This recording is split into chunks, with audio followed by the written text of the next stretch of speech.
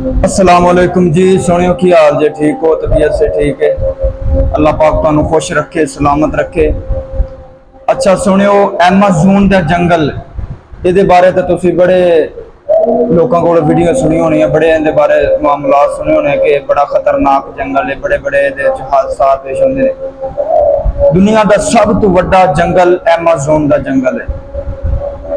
ते अज की वीडियो के अंदर इस जंगल के बारे ना तुहानू 5 हकीकत दसने ने कि इस जंगल के अंदर 5 जानवर ऐसे रहते हैं जो बड़े खतरनाक ने।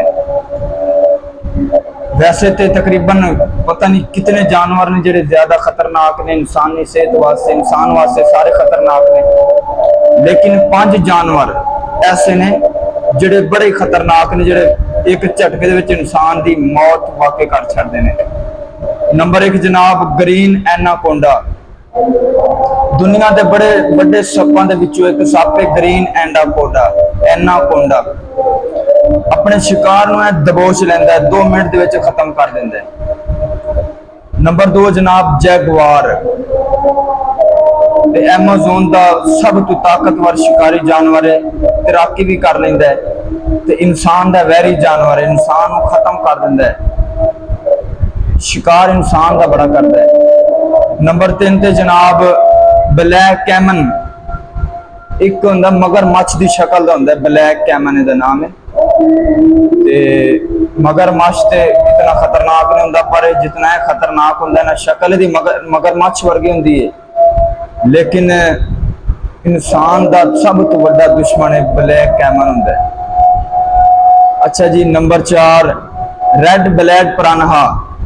रेड ब्लैड पिरान्हा ये मछली तेज दंदा वाली मछली, सब तो वड्डी मछली, सॉरी वड्डी तो नहीं लेकिन दांदे तो बड़े तेज होंगे ने, सारी मछलियों नालों ज्यादा तेज। ते ये भी इंसान का शिकार बड़ा ज्यादा करती है।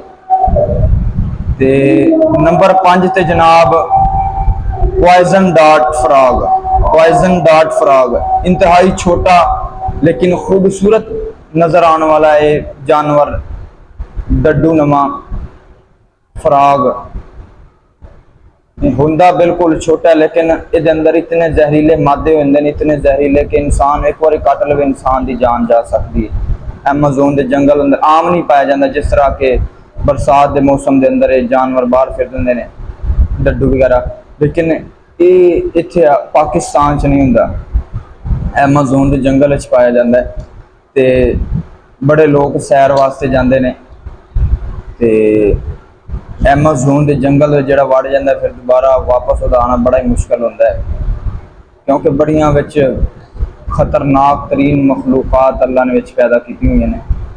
इस वास्ते सैर करनी है बड़े तरीके दे नाल, बड़ा अपना संभाल के। वीडियो अच्छी लगी, वीडियो में लाइक शेयर जरूर करना है। अस्सलाम वालेकुम।